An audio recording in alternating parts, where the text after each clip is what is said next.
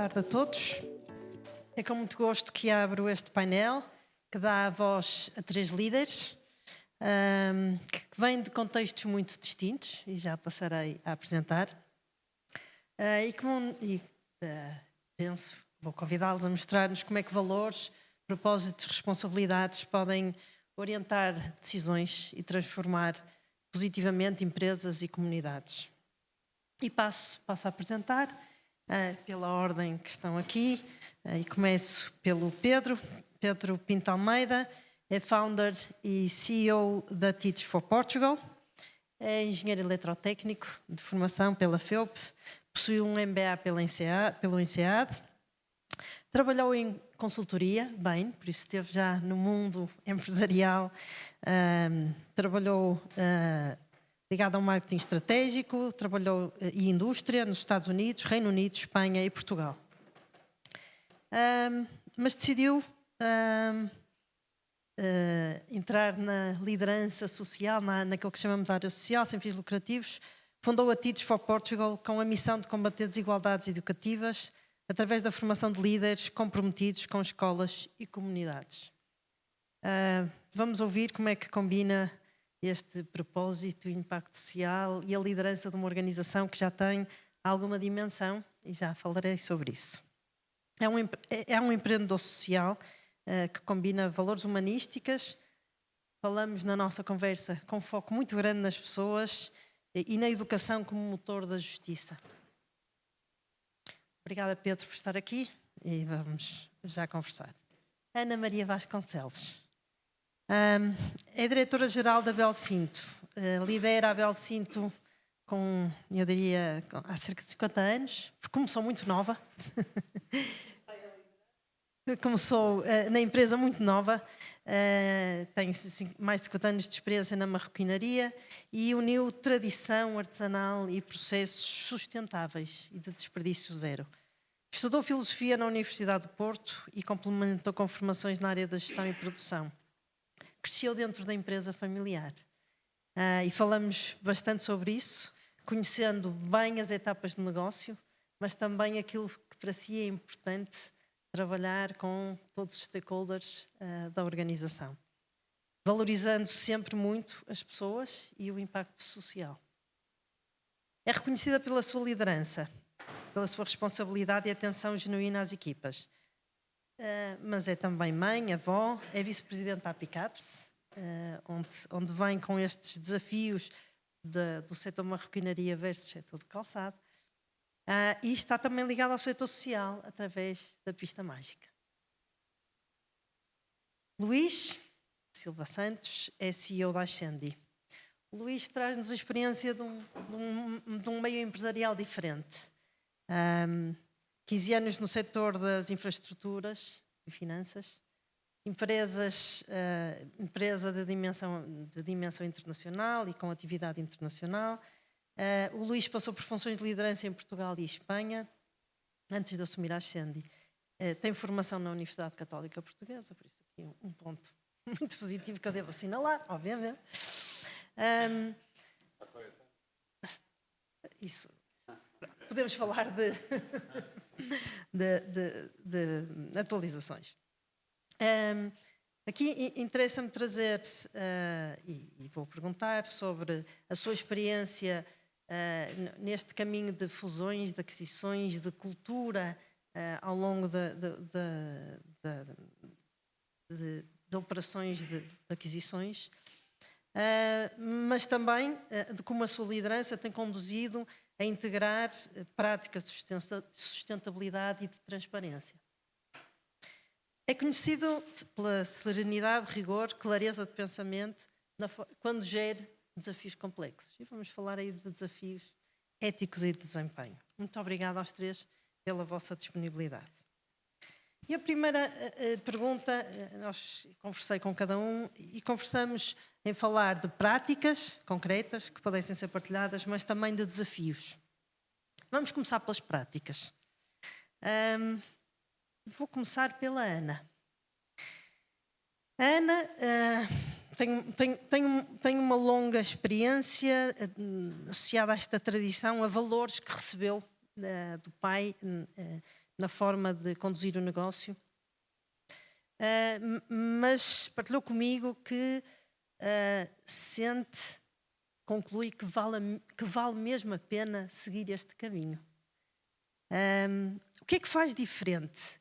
Que sinais concretos a levam a concluir que vale a pena? Por isso, o que é que faz diferente e porquê que conclui que vale mesmo a pena?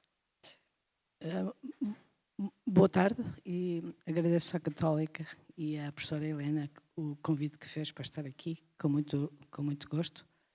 E eu não sei se faço diferente, mas que eu faço sempre naquilo que acredito e a minha liderança vem sempre pelo exemplo. Portanto, eu na pandemia resolvi que o meu gabinete descer ao chão de fábrica, outra vez, e portanto é aí que trabalho desde essa altura.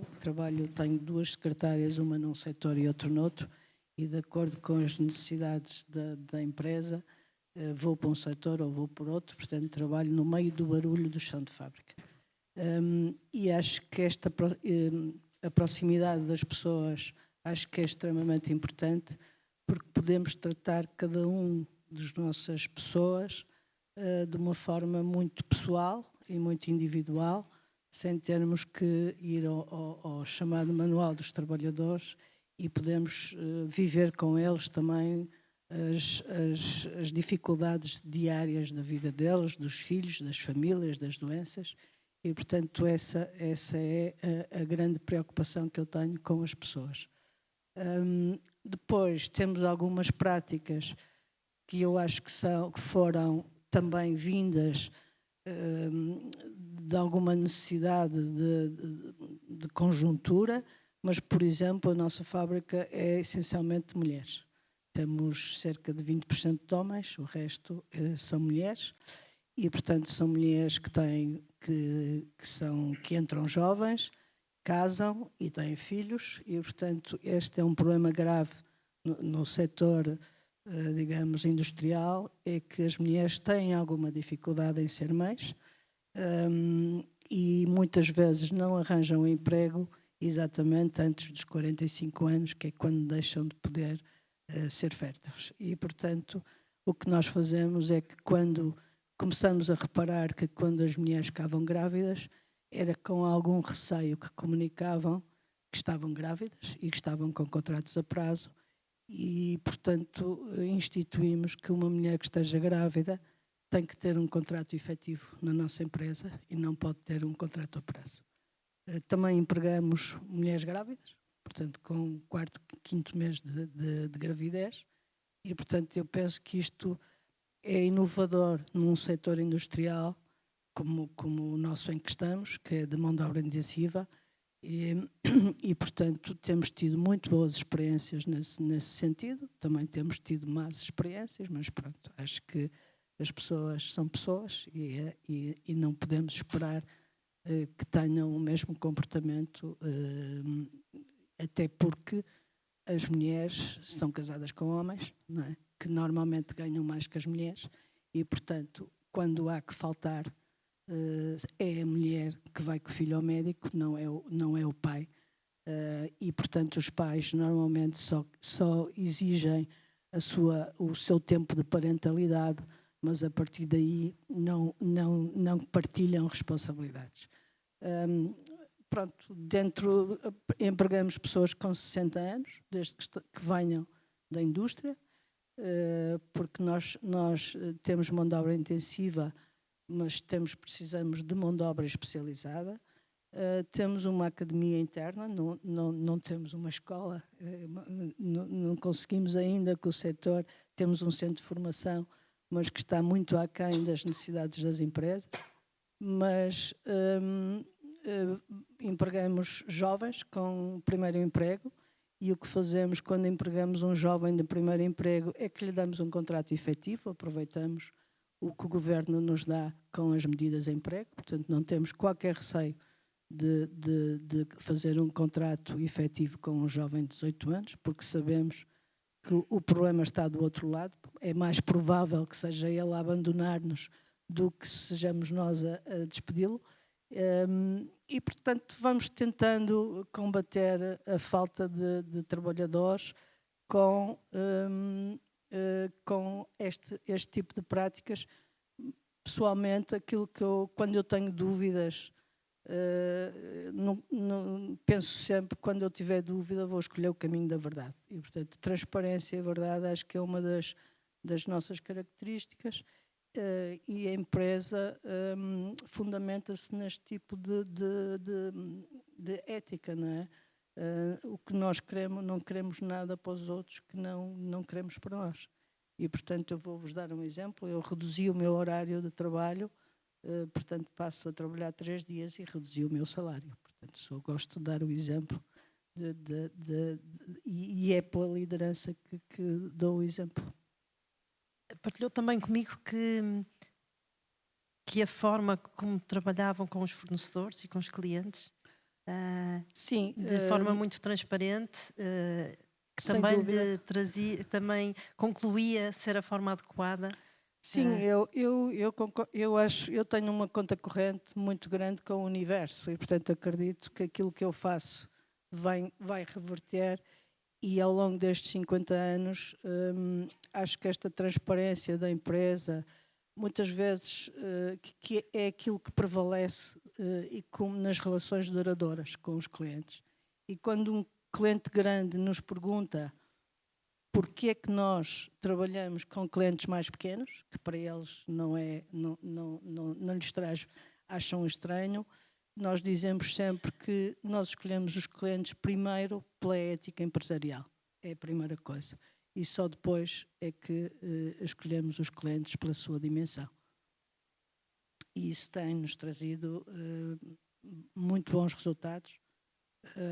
Não somos uma empresa que digamos, rica, mas somos uma empresa rica em relações e temos tanto a empresa nasceu em 1961 e, portanto, desde o primeiro dia que apostamos na sustentabilidade, e quando eu comecei a dirigir ou entrar numa parte comercial, e lembro-me que fiz o meu primeiro plano de marketing, ao definir qual era a missão da empresa, a missão foi o sonho de produzirmos produtos que tenham alma, e esse sonho, agora nós vemos que recebemos feedback de clientes que receberam produtos nossos em herança e que nos contactam para perceber, para nós tentarmos contar a história dos produtos. E como eu estou na empresa há 50 anos, praticamente reconheço todos os produtos que foram feitos por nós. E, portanto, é com muito gosto e mantemos os arquivos que contamos a história do produto. E reparamos produtos que foram produzidos há 50 anos, sem qualquer custo, para qualquer parte do mundo. E, portanto, essa sempre foi a nossa aposta na sustentabilidade. E o nosso marketing era não dizer o que fazer, mas fazer, não dizer. E, portanto, eu penso que essa também é, antes de dizer que fazemos, é fazer mesmo, e isso fala por nós. Muito obrigada. Passo ao Luís. Luís opera num setor, lidera uma empresa num setor, o das concessões e infraestruturas, muitas vezes associado a processos complexos, percepção de menor transparência. Que caminho tem vindo a liderar internamente para garantir que o desempenho técnico anda associado a salvaguarda ética?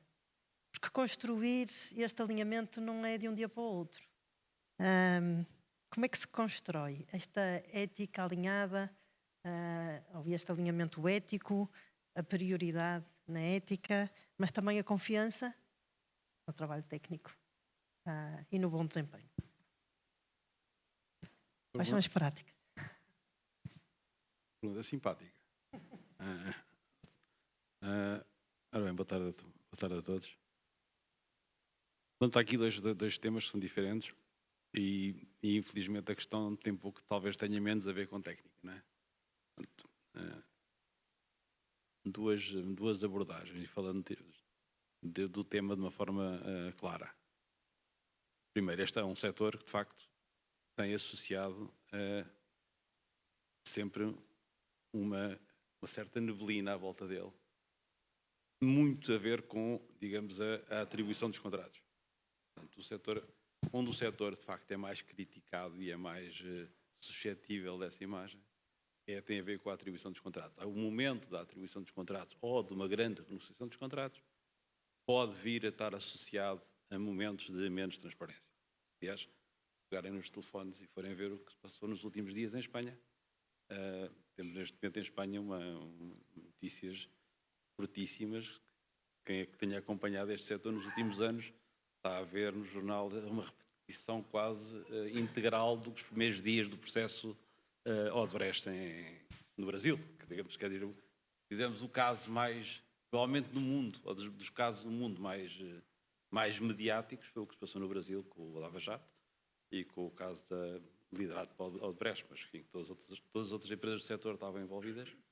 Mas talvez o que está agora a passar em Espanha tem alguma aparência de ser uma ponta de um iceberg, não com algumas semelhanças com o que se passou no Brasil. Portanto, eu diria que a questão tem mais a ver com a contratualização com o Estado inicial, ou seja, a entidade que ganha o concurso destes contratos de longo prazo, ou um momento de uma grande alteração contratual. No nosso caso, essa parte estava muito mitigada, porque eu represento um investidor que é um fundo de infraestruturas, que é um investidor de longo prazo em infraestruturas e que o grosso das suas ativos são ativos que foram comprados já construídos. Ou seja, já não está em discussão, nós não tivemos envolvidos na atribuição dos contratos ou na renegociação dos contratos. Nós comprámos um contrato existente e estamos agora pegando no conjunto de contratos existentes, no caso da Ascendi, comprámos na altura ao grupo Mota e ao Novo Banco, comprámos um conjunto de contratos e o que fiz, a grande alteração foi transformar esse conjunto de contratos numa empresa. Porque, de facto, por razões óbvias, e acontece muitas vezes, estes contratos são ganhos por construtoras. Onde o negócio principal era a construção, não era propriamente a exploração da construção. Nós temos uma ótica diferente. Nós compramos um ativo já construído, portanto não temos margem na construção, queremos explorar o ativo até ao final da sua vida, tirando o máximo partido dele. Portanto, a lógica é diferente, a abordagem é diferente, é uma abordagem mais de serviço do que de construção, porque queremos estar lá durante muitos anos. Não nos interessa resolver o problema amanhã, porque se ficar mal resolvido, porque daqui a 2 anos estamos lá, daqui a 3 anos estamos lá, daqui a 4 anos estamos lá, eu já vou quase com 10 ali na Ascendi, e portanto não adianta muito tratar mal os temas têm que ser bem tratados. Portanto, eu diria que essa parte da conotação não tenho grandes preocupações, porque não tivemos envolvidos na parte da atribuição dos contratos. Outra parte que não é fácil, e que também levanta problemas, é quando faz uma aquisição deste género, como é que muda, vamos chamar, o chip. Ou seja, porque toda a forma como a empresa é gerida era um bocadinho, no fundo, tentar extrair o máximo de um ativo cuja grande margem já tinha sido feita na construção. Ora bem, quando, no nosso caso, havendo uma lógica de longo prazo e de perpetuação do ativo, temos que passar por uma lógica de serviço. E nem sempre as pessoas que tiveram a fazer a primeira parte conseguem fazer a segunda. E essa é uma questão isso sim levanta questões éticas. Porque tem pessoas, bons profissionais, mas nem sempre nem sempre pode fazer tudo com os mesmos. Se quiser mudar a forma como a empresa... Há bocado levantou ali uma questão, a Teixeira, sobre a questão do caráter. Falámos em questão subjetiva, a empresa muda de dono, muda de caráter. O caráter do novo dono é diferente. E adaptar a empresa a esse comportamento e à forma de atuar acaba por levantar aquele problema que é, temos aqui um conjunto, algumas pessoas vão ter que mudar, porque se não mudar algumas pessoas, de facto, vai ser difícil de mudar. Aqui a grande questão ética é porque as pessoas são boas, tem pessoas muito boas, muito profissionais, muito competentes, é como é que faz isto de uma forma correta. Né? E isso acho que até agora temos eu pelo menos estou bastante tranquilo que temos feito, embora, como já vimos há bocadinho aqui, a percepção da liderança e dos liderados nem sempre coincidem, e portanto temos de ter consciência que essa diferença existe, mas fizemos um plano de médio prazo, eu diria, em que definimos onde é que queríamos chegar e paulatinamente fomos fazendo as alterações cirúrgicas nos pontos que achávamos que eram os pontos essenciais para mudar a cultura da empresa e nos postos que eram essenciais para irmos fazendo criando essas alterações, e fomos fazendo paulatinamente, sempre com acordo com a empresa, dando estabilidade às pessoas, dando tempo às pessoas para encontrarem as pessoas para as suas vidas, sendo generosamente compensadas no momento da saída, e de facto grande parte delas ainda tem algum tipo de colaboração connosco, mesmo as que saíram, e hoje não tenho, diria, das 7 ou 8 pessoas-chave da empresa, nenhuma delas estava na empresa em 2017 quando nós entramos. Mas tudo isto é feito com uma forma suave, mas tem que ser feito, e levanta claramente questões éticas. Tema interessante, que seria bom aprofundar, veremos se temos tempo num segundo round, mas interessante em termos da necessidade de mudar as pessoas para ter alinhamento cultural e conseguir o perfil que pretende para prosseguir com aquilo que é a missão da organização. Mas vou passar agora a Pedro. Pedro, ainda sobre as práticas, por isso esta primeira pergunta sobre aquilo que faz todos os dias. A Teach for Portugal é uma organização sem fins lucrativos, mas para dar aqui um bocadinho de enquadramento às pessoas, estamos a falar de uma operação com alguma dimensão. Cerca de 4 milhões de euros de faturação, uma equipa com mais de 170 pessoas, corrija-me se eu estiver errada. Como é que se traduz no dia-a-dia uma liderança profundamente focada em pessoas, alinhada com princípios éticos, mas ao mesmo tempo orientada para resultados exigentes, porque Pedro quer criar impacto, quer mesmo mudar. Como é que se consegue... o que é que fazem de diferente? O Pedro já experimentou outras realidades sistematizadas, de consultoria de elevado, eu diria, com elevado reconhecimento. O que é que o Pedro faz diferente na Teach for Portugal? Conte-nos um bocadinho. Obrigado pelo convite. Eu começo a... acho que está a funcionar? É preciso ligar. Acho que só realçar, porque é uma parte importante do que fazemos, o que está a acontecer, que é mesmo importante num fórum de ética onde se fala de liderança e de servir, que de facto o Dino, o João Pinto e o José Teixeira estão aqui até agora de facto atentos a perceber as nossas opiniões. Isto é pelo exemplo também que se modela. E ao mesmo tempo, antes de falar das práticas, é importante perceber o que é que significa esta liderança e a liderança ética. E a liderança... É importante clarificar esta diferença entre liderar e hierarquia, não é? Nós podemos seguir o nosso líder hierárquico porque ele tem esse poder sobre nós, mas depois na vida real não o seguimos. Mas a liderança é uma opção. Portanto, é uma escolha de servir as pessoas que estão comigo, e foi muito aquilo que o José Teixeira trouxe nesta parte inicial. E, portanto, o que se trata é primeiro perceber como é que eu estou e como é que eu escolho servir aqueles que estão à minha volta para eles poderem crescer e eles próprios se tornarem na sua melhor versão. E, portanto, começa por uma parte que é interna. E em 4 grandes pilares, isto baseia-se em uma autoconsciência individual grande, num feedback a todos os níveis da organização, no elogiar muito e no brincar bastante.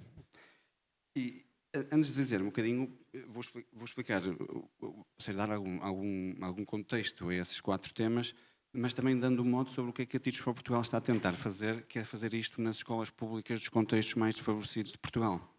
E, portanto, a Teach for Portugal é uma organização que acredita que o código postal onde uma criança nasceu não deve limitar as oportunidades que ela tem ao longo da vida, limita ainda hoje, o elevador social da escola não funciona na escala que nós gostaríamos, e então temos que corrigir essa desigualdade inicial de que é um ponto de partida.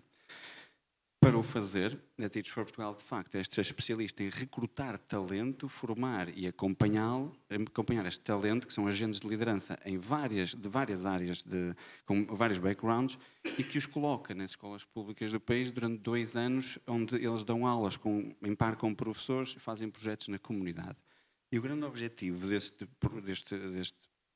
trabalho é um core business de pessoas, ou seja, o sucesso do programa é apenas e só o sucesso das pessoas. Quando eu digo sucesso, significa oportunidade. Como é que eles veem a si, qual é a confiança que têm, qual é a criatividade que trazem, quão autónomos são, quão ativistas são, como é que mobilizam aqueles à sua volta.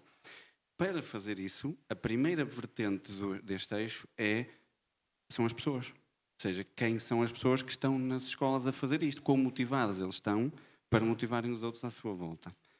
E, portanto, é neste despertar da curiosidade, desenvolver a confiança e fazer em cada aluno, nestes contextos, onde as probabilidades estão contra eles, fazê-los acreditar que há um mundo melhor, fazê-los acreditar que eles podem ser esses agentes de mudança, e é um trabalho muito grande a fazer. E para chegar aí, então, ou seja, de facto não é qualquer pessoa que faz esse trabalho, e é importante ter este processo super rigoroso de seleção, onde ao dia de hoje também temos 2.000 candidatos, dos quais selecionamos 78, portanto uma taxa de 4%, para de facto estarem nas escolas, porque não é qualquer pessoa que faz isto. É importante ter esta noção de que temos que ter uma grande capacidade de mentalidade de crescimento, de inconformismo, de inteligência emocional e de colaborar, antes de poder de facto devolver aos outros. E depois então, agora sim, estas práticas só podem ser replicadas numa escola pública se começarem também por mim. Ou seja, eu tenho que começar, porque o processo de desenvolver os outros só acontece se eu me estiver a desenvolver a mim. Não me basta só dizer como fazer. Então, nesse contexto, de facto, eu tenho que ter mentores à minha volta que me mantenham os olhos abertos e que me digam que a minha opinião nunca vai ser superior à dos outros e que nunca me deixem cristalizar na minha forma de pensar só porque já estou aqui há algum tempo, não é? Que neste caso é há 6 anos. E, ao mesmo tempo que, como até a Ana estava a dizer, também começa por casa. Essa liderança não é só no trabalho. E tem que ser também, porque em casa não posso estar a desenvolver os outros à minha volta e ficar no trabalho até às 9 da noite e deixar os 3 filhos a serem cuidados por outros. Portanto, a própria liderança tem tanto a ver com a vida pessoal como profissional, que é aquilo que o José também estava a partilhar muito. E, portanto, primeiro, estes são os exemplos de autoconsciência que eu próprio tive que ir passando, ou seja, não foi sempre assim. Se calhar eu fui também fruto do estereótipo que era, se calhar trabalho muito, os filhos vão ser levados à consulta pela mãe e ficam doentes, ficam em casa, e se calhar agora já não é assim. Também teve que haver este processo de aprendizagem desta liderança interna e, portanto, por isso é que eu foco muito nesta autoconsciência primeiro. De facto, de onde é que também isto vem? Porque no trabalho, num outro trabalho que eu tive, o pior CEO com quem eu trabalhei disse-me uma vez isto: Pedro, eu não vejo a cultura no PNL da empresa. Pai, eu contorci-me todo. O que ele quis dizer quando disse isso foi: Pedro, se nós investimos nas pessoas, se nos dermos autonomia, desenvolvimento, voz e crescimento, isso não se vai ver nas contas. Eu não sabia onde me havia de meter, por isso me apetecia chorar, literalmente, porque eu só via as pessoas nas contas. Portanto, as contas e os números são o resultado do que nós pomos nas pessoas. A boa notícia é que ele saiu da empresa antes de mim. Mas, de facto, isso disse-me, essa experiência, o que me disse foi: eu tenho que ser o oposto disto. Com o mais longe eu conseguir ser, mais feliz eu vou estar comigo. E, portanto, isto, de facto, reflete um bocadinho de onde é que isto parte. E depois, então, com este primeiro grande foco na autoconsciência minha, tanto destes exemplos meus, e que também se tem que refletir para cada pessoa dos tais 170 da organização, que tem que começar sempre por eles, antes de podermos passar aos professores, aos alunos, aos funcionários da escola, aos pais e esta comunidade envolvente. E, portanto, lógica número 1, nós primeiro. A lógica número 2, este feedback a todos os níveis, ou seja, é mesmo importante que eu sinta que posso aprender com qualquer nível da organização, com qualquer pessoa que está a ter uma vivência, uma experiência diferente da minha, me pode ensinar. E para isso é uma prática que fazemos, e sim, que é mesmo muito simples. Que é, no fim de uma apresentação, de um pitch, de uma conversa como esta, pergunto a um colega meu: olha, o que é que correu bem e o que é que eu posso melhorar? Constantemente, todos os níveis, em todas as reuniões. super simples, mas isso garante que as pessoas têm voz e que estão a pensar e a observar quando estou em qualquer momento sobre... Não, eu sei que ele me vai perguntar isto, portanto também é melhor estar a perceber como lhe dou o feedback. E é importante perceber que o podem fazer e depois é recíproco este crescimento constante entre cada um de nós. E, este é o número 2. Número 3, o elogio.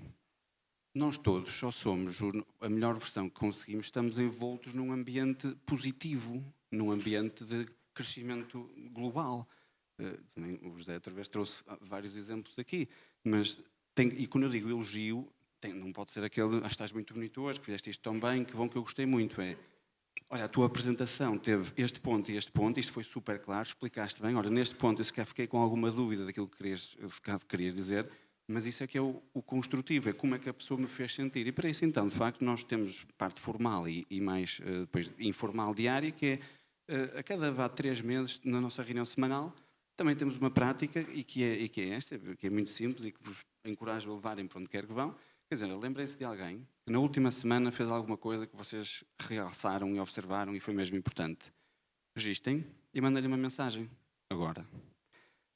De preferência de voz. E se quiserem, tomem esta nota e de facto, depois de saírem daqui, pensem nessa pessoa e agradeçam-lhe mesmo. E digam ou o que é que ela vos fez sentir que foi importante para vocês. E este tipo de ambiente, garantindo que todos têm uma recepção, que são vistos e que têm voz, é mesmo importante porque esta pertença a algo que é muito maior do que nós. Quando nós nos sentimos que fazemos parte de algo maior do que só eu, então esta liderança continua a ser desenvolvida. O 4º ponto tem a ver com este brincar.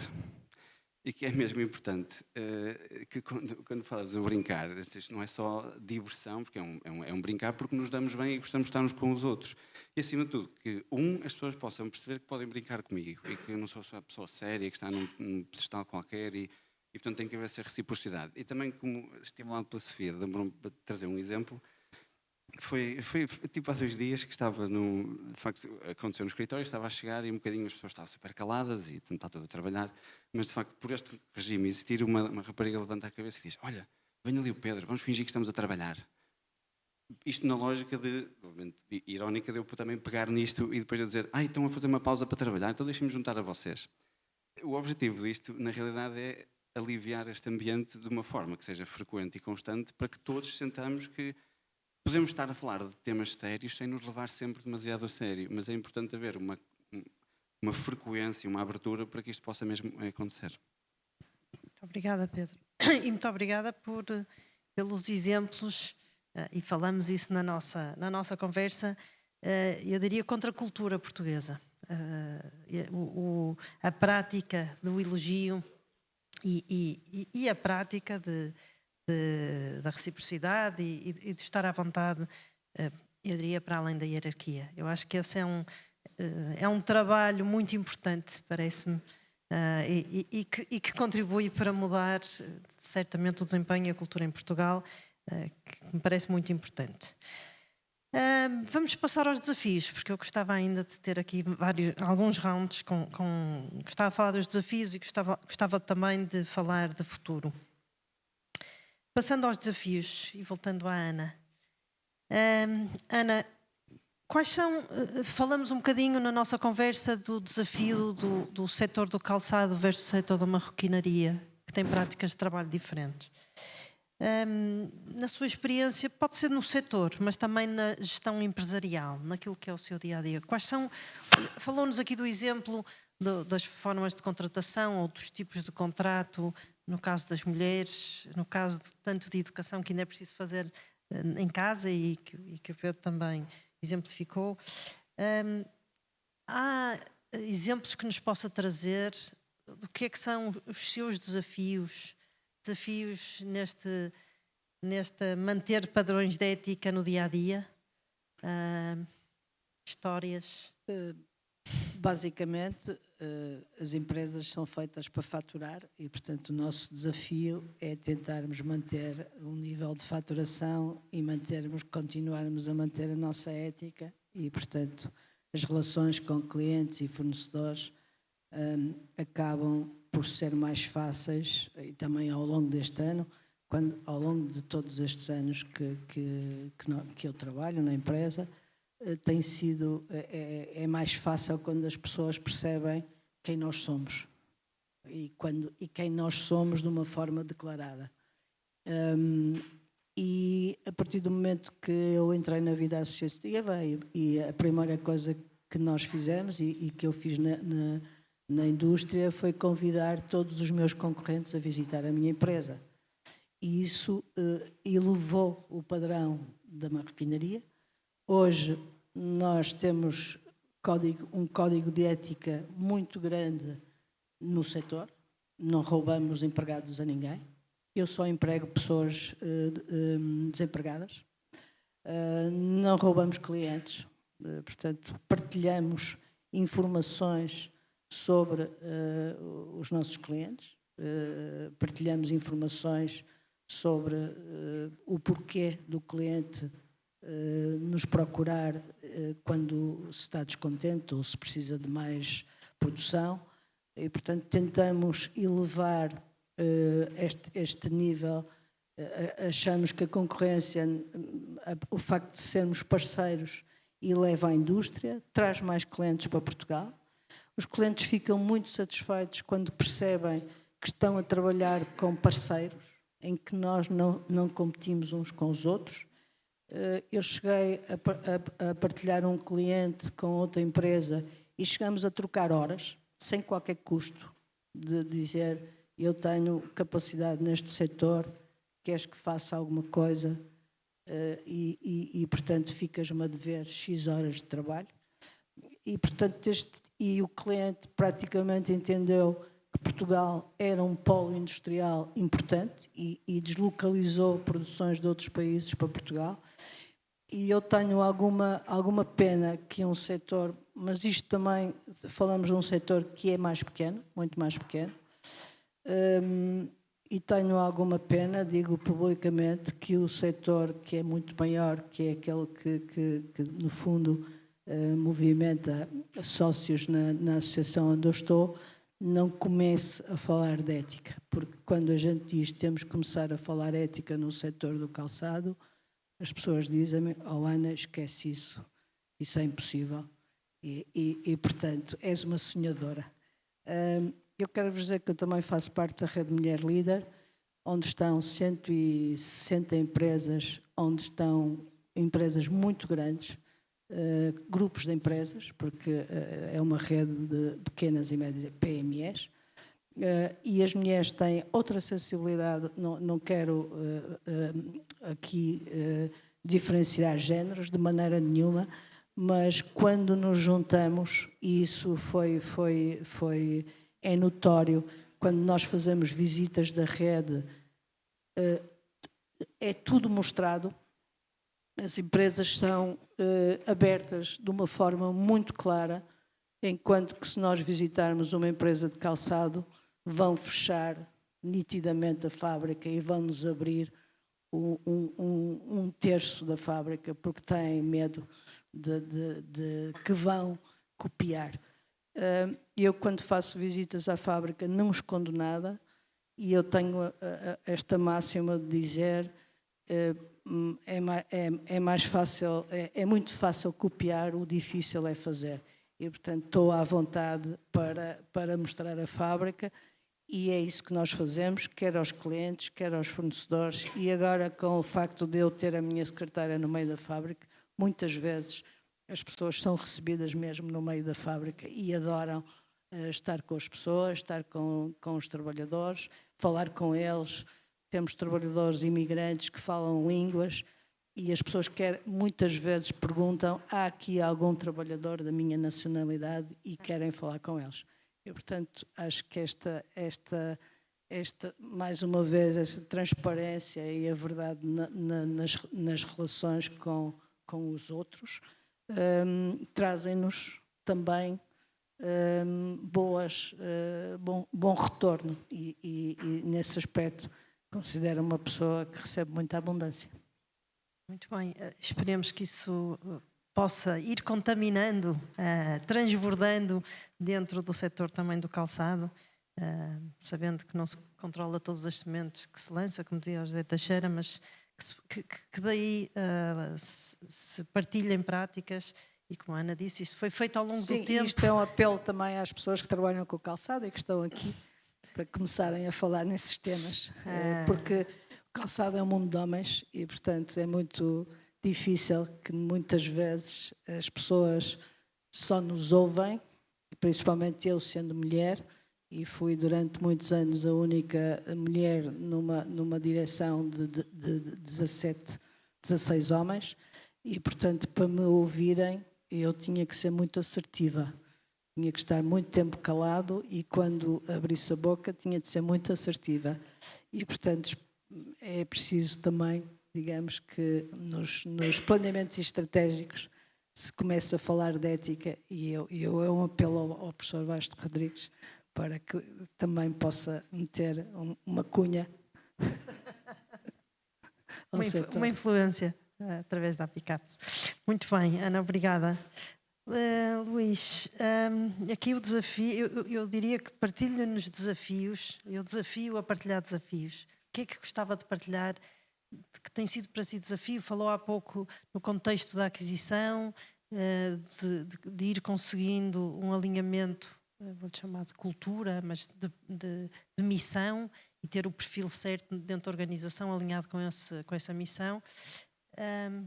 Que desafios sente mais estando numa organização de grande dimensão, que presta serviço espalhado pelo território? Que desafios sente no caminho de alinhamento ético? Falamos de algumas coisas, sinta-se à vontade de partilhar. Ora bem, como digo, isto é uma empresa de serviços. Não é? Nós basicamente prestamos um serviço 24 horas durante 7 dias, portanto 24 horas por dia durante 7 dias, portanto temos uma operação que em permanência tem que estar disponível para os utentes e de resolver os problemas que possam acontecer. E de facto isso faz, já se falou nisso hoje várias vezes, isso faz com as pessoas. Não há volta a dar. É com as pessoas que fazemos isto, não é só com a tecnologia, nem é só com os meios para mudar à disposição. Isso levanta, e portanto é aí que temos feito foco. Temos tido um foco gigantesco, de esforço, no fundo ter as pessoas todas, como disse bem também, é uma atividade, aliás como na construção, uma atividade que é produzida em vários pontos diferentes e, portanto, em que cada ponto é quase uma mini empresa que tem que ter um certo grau de autonomia e, portanto, o que é importante é que nós temos a segurança que cada um sente bem os valores da empresa. Estou a falar agora nesta perspectiva ética, que é a perspectiva do fórum, não tanto estratégia da empresa, mas cada um tenha bem conscientes quais são os nossos valores para poder agir quando age sozinho ou quando age com um grupo. Quando age sozinho ou quando age com quando age com um grupo reduzido de pessoas e tem que agir em condições mais de emergência, haja de acordo com os valores que nós pretendemos que sejam os valores da companhia. Isso é feito de várias maneiras, obviamente com muita formação, e temos investido em academia. Há temas que são para nós essenciais, e nesta área dos serviços em ambiente de autoestrada, a questão da segurança é uma questão essencial. Portanto, a questão da segurança, estamos aqui há sempre, quando se fala em segurança nas estradas, falam-se duas coisas. Fala-se da segurança, nós pensamos sempre na segurança dos utentes, tanto nos mortos na estrada e os feridos na autoestrada. Como sabem, nas autoestradas, apesar de todo, o índice de sinistralidade é muitíssimo inferior ao índice de sinistralidade nas estradas nacionais. Mas eu estou a falar também da segurança dos nossos trabalhadores, as pessoas que trabalham connosco, e também de todos os nossos fornecedores que trabalham connosco na estrada. Nós não trabalhamos nós, mas trabalham um conjunto de entidades que todos os dias estão a prestar serviços para nós. Nós, em permanência, todos os dias temos umas dezenas de intervenções nas várias estradas de obras pequenas, de obras de grande dimensão, de obras de pequena dimensão. E temos intervenções permanentes em estradas que estão a ser usadas. Portanto, nós não podemos parar a estrada para fazer uma obra. Seja ela pequena ou grande, tudo é feito com a estrada a ser utilizada. Isso obriga, de facto, um esforço gigantesco em termos de formação, obriga um esforço muito grande em termos mas muito grande das pessoas de ser levada à última pessoa da organização. Porque esta questão da segurança no trabalho, digamos assim, usando uma expressão um bocado antiga, quando eu comecei a trabalhar, é uma questão de facto completamente cultural e tem que ser sentida por cada um na organização. E cada um tem que se sentir completamente com o poder ou com a capacidade de poder parar, se for preciso, o presidente que está a fazer uma asneira e que entrou na estrada sem pôr os equipamentos que devia ter posto, ao seu cuidado devia ter posto. Ou seja, cada um, enquanto tem que ser fiscal de segurança também, e tem que ter o poder total para não deixar fazer uma asneira ao colega, independentemente se o colega está abaixo no nível hierárquico ou se é o primeiro do nível hierárquico. E isto demora muito tempo. É um esforço permanente. Nós este ano estamos, por exemplo, com resultados fantásticos em termos de segurança, mas cá está, estamos a ver 20 de novembro ou 19, não é? O ano só acaba daqui a 40 dias. Tudo pode mudar em 5 minutos. Enquanto eu estou aqui a falar, pode estar a acontecer um acidente grave numa das nossas obras. Isto é uma questão, de facto, diária, de as pessoas diariamente, antes de fazer qualquer coisa, de obrigar a que eles todos os dias tenham uns minutos dedicados à segurança logo ao princípio do dia, que saibam exatamente o que é que vão fazer, tudo seja planeado com antecedência, e obriga esta atitude, e isto diria que é dos esforços mais fortes e das experiências, ao mesmo tempo mais gratificantes, porque ao fim destes anos vêm-se os resultados. E, portanto, isso conjugado com um baixo nível, de facto, de rotatividade que nós temos na empresa. De facto, nós temos 6 a 7% dos nossos trabalhadores que rodam por ano, que é abaixo da média, claramente abaixo da média, é um excelente número, dá-nos algum alento.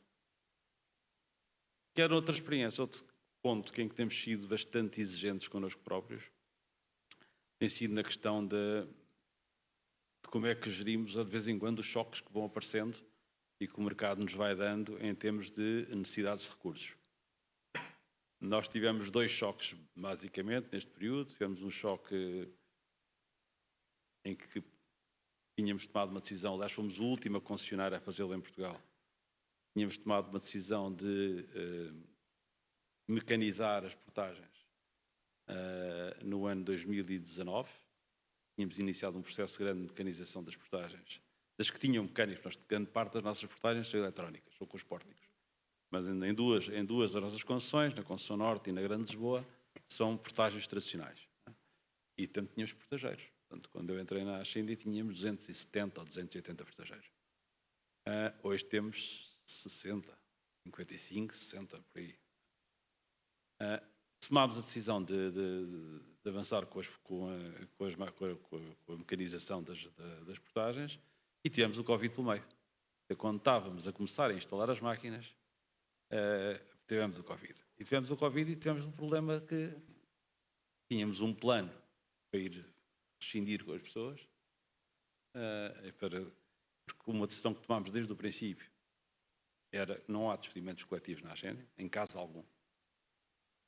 E, portanto, fomos paulatinamente fazendo os acordos, parámos durante o período do Covid, ficaram as pessoas, mas dezenas larguíssimas pessoas a trabalhar na empresa, a trabalhar menos do que não havia já alguma atividade, tentámos divergir para outras atividades, mas mantivemos um número elevado de pessoas na empresa durante bastante tempo, deixámos passar o Covid, só depois é que fizemos a negociação e fizemos a saída dessas pessoas. E agora, há pouco tempo, aconteceu-nos o mesmo. Agora, há um ano, mais ou menos há um ano, na discussão do orçamento do ano passado, como sabem, foram eliminadas as portagens em algumas vias do interior.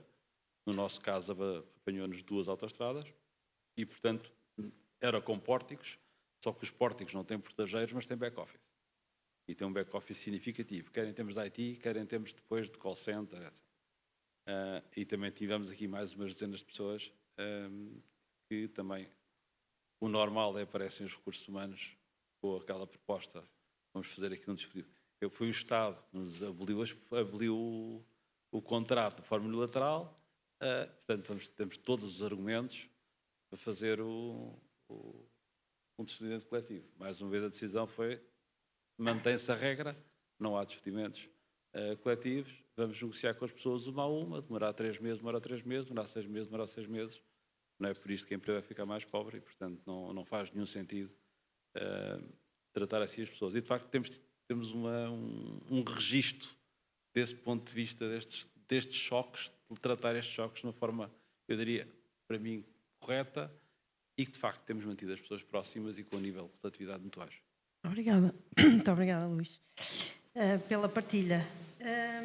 Pedro, quando se vê as pessoas e a cultura no PNL, como é que se mantém o equilíbrio entre missão social, sustentabilidade financeira? Como é que se dispensam colaboradores que não mostram ter o talento que pareciam ter ou que os indicadores mostravam ter? Quer partilhar para nós? Sim, obrigado. Obrigado, Sofia. Ou seja, escolhemos trazer este tema de uma atenção porque diz respeito a todos, que é naquela situação onde algum desempenho não está lá, o que é que acontece? E, portanto, ou já estivemos nós nessa situação, ou às vezes estamos na situação de ver outros, e então como é que lidamos com isso? E no setor social, onde o talento e as pessoas são exatamente aquilo que se procura, quando há alguma situação, a ação tem que ser muito cuidada, ou seja, sempre com este foco na relação e na pessoa. Então, eu começava com o oposto, que é, eu sei que na consultoria muitos consultores costumam dar aquela prática de recomendação às empresas, de contrata talento e despede rápido. É uma coisa que anda por aí, e isso estamos nos antípodas outra vez, que é o despedimento não pode ser uma coisa tão rápida assim, tem que haver um processo, não se pode deixar também uma coisa correr, porque é diferente deixar uma pessoa correr do que ter um processo para gerir, de facto, e ter o cuidado com a pessoa no centro. E quando, então, de facto, fazemos isso, ou seja, recrutamos mesmo muita gente todos os anos, portanto, para termos pessoas nas escolas a fazerem este trabalho com as crianças e, portanto, ter a pessoa certa é absolutamente crucial.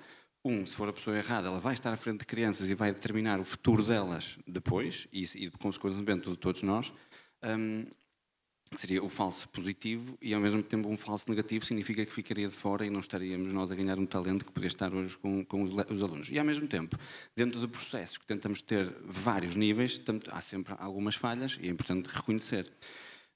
Na parte, quando falamos de algum desempenho que não esteja a cumprir, aquilo que mais procuramos ter é um processo. Lá está, a pessoa é o centro.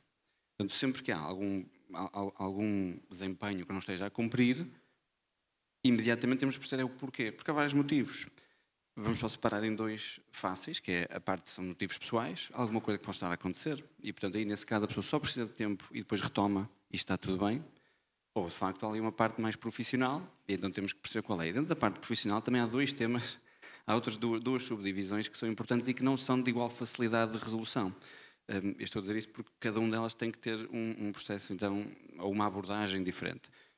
E temos a parte que é técnica, ou seja, formação, acompanhamento, mais ensino, precisa de mais experiência um pouco do que outras, a curva de aprendizagem tem outra velocidade. O segundo, que assim não é tão fácil, é um tema de atitude. Não é? Quando temos, de facto, às vezes um colaborador que não está a ter a atitude certa. Nós vemos não está a respeitar o espaço dos outros, está a falar por cima, acha se calhar que a sua opinião vale mais que a dos outros. Não teve este processo de autoconsciência alto, não está a fazer a reflexão que se pretende quando se pretende servir outros. E então aí, de facto, é mais difícil porque se o próprio não está a chegar lá, nós temos que fazer um acompanhamento grande para que as ações comecem a refletir aquilo que se pretende. E então, aí sim, ou seja, dentro de um desempenho que possa não estar lá, a primeira parte é dar muitas oportunidades. Ou seja, cada pessoa que não esteja a cumprir, pode ser por este grande conjunto de razões, e o mais importante é dizer, ok, vamos dar muitas oportunidades para que isto aconteça. E ao mesmo tempo também não são infinitas, porque às vezes simplesmente não se adequa. E, portanto, simplesmente ao perceber primeiro a razão, depois ter um processo identificado qual é que é o tema específico que está aqui em causa. E depois, então, monitorizá-lo com elevada frequência e garantindo, estou a ver estes comportamentos, não estou a ver estes, então sim, podemos conseguir chegar ao ponto certo, mas sempre de uma forma cuidada com a pessoa. E porquê? Porque um desempenho que não esteja a acontecer bem, ou se houver um despedimento, na realidade isto é uma alteração gigante na vida da pessoa. Ou seja, e temos que perceber isso, não é?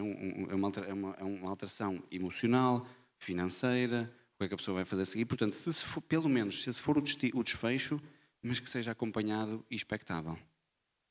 Obrigada pelo testemunho da forma de fazer e de lidar com as pessoas. E eu agora vou propor uma pergunta aos três. A mesma para os três, uma pergunta a olhar para o futuro e olhar para a formação. Por isso, não é uma pergunta sobre a AI, é uma pergunta sobre formação. Como é que cada um vê o que é importante continuar a trabalhar no futuro para conseguirmos manter consistência ética, para conseguirmos ajudar a preparar alunos ou os futuros profissionais para estes temas? E por isso, que sugestão de natureza que entenderem deixam à universidade, o João Pinto está ali a tomar notas, para o que é que nós devemos fazer ao nível do Fórum de Ética, ao nível da formação. E, claro, a nossa pró-reitora também está aqui a tomar notas para outras escolas. Que sugestão? Pode ser para trabalhar nas licenciaturas, nos mestrados, com os executivos, isto é, com pessoas que estão no mundo do trabalho. Uma sugestão, se cada um quiser deixar ideia, agradecemos. Eu penso que a formação é óbvia, mas a educação, espera-se que as pessoas, quando cheguem à universidade, já venham devidamente educadas. Infelizmente, isso hoje não é assim. E recordo-me numa vinda aqui à Católica, a convite do professor Alberto Castro, em que vim falar um bocadinho da minha história de vida, um dos alunos ter acabado e ia para um processo disciplinar, porque não estava devidamente a comportar-se, segundo a ótica do professor Alberto Castro. E, essencialmente, é isso que nós vimos. Há muita má formação e, portanto, nós temos que trabalhar um bocadinho a educação. E depois, se calhar, o que eu salientava mais nas saídas das universidades é a resiliência.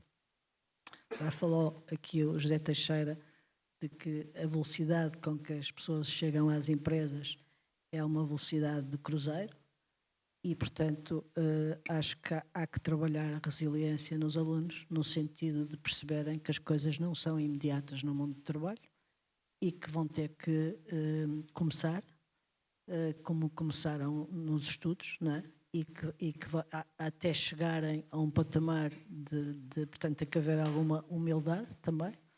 E pronto, basicamente, acho que é esse o conselho que eu dou para a universidade. Eu posso ir, olha, eu acho que aqui eu só vou reforçar um bocadinho o ponto inicial de como comecei.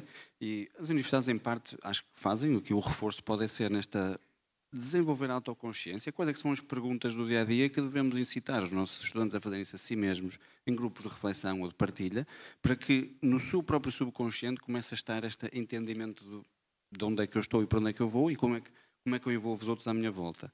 Depois, ponto 2, a dar e a receber feedback, porque às vezes é preciso saber também fazer. Também não é dizer ser direto toda a hora e dizer, olha, eu vou-te dizer aqui umas coisas. Também não, é preciso o cuidado na relação, exatamente, exige que eu saiba fazê-lo. Ponto 3, também o saber elogiar. Ou seja, de facto, sei, porque eu já passei pelas faculdades e também no INSEAD, quer dizer, não há um tema que se toca sequer. Quer dizer, mas podemos fazê-lo. Os alunos podem fazê-lo uns com os outros, podem fazer com os professores, podem fazer em algumas atividades e, portanto, começar a incutir estas práticas que vão reconhecer o ser humano tal como ele é do outro lado.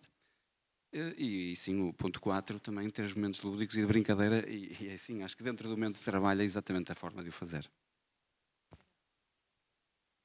Como estamos aqui também a falar de ética, aqui um bocadinho mais polémico, eu acho que as universidades acabamos sempre por estar sempre muito ligados aos processos e convencidos que um bom processo resolve o tema, ou que um bom organigrama resolve o tema de uma organização, e de facto não é verdade. Não é verdade porque depois a concretização disso pode correr bem ou pode correr mal. É óbvio que o processo é importante, tudo é importante, mas é importante como é que é executado. E neste tema da ética e da conduta, eu acho que é um dos temas onde pode haver mais divergência entre o que parece e o que é. Os códigos de conduta, os primeiros códigos que se chamavam códigos de ética, aqui há 10 anos atrás, se formos ver, apareceram logo códigos de ética muito bem feitos e muito completos. Mas depois nós sabemos que aquilo espremido não dá bem exatamente na realidade aquilo que lá estava escrito. E eu vou dar um exemplo muito concreto para as pessoas perceberem. Um dos temas acaba por ser essencial no Código de Conduta é o whistleblowing, que hoje foi falado. E a forma da pessoa, do claim, da forma como o claim é feito e como é tratado. A percepção que a empresa tem, como é que o claim é tratado, é decisiva.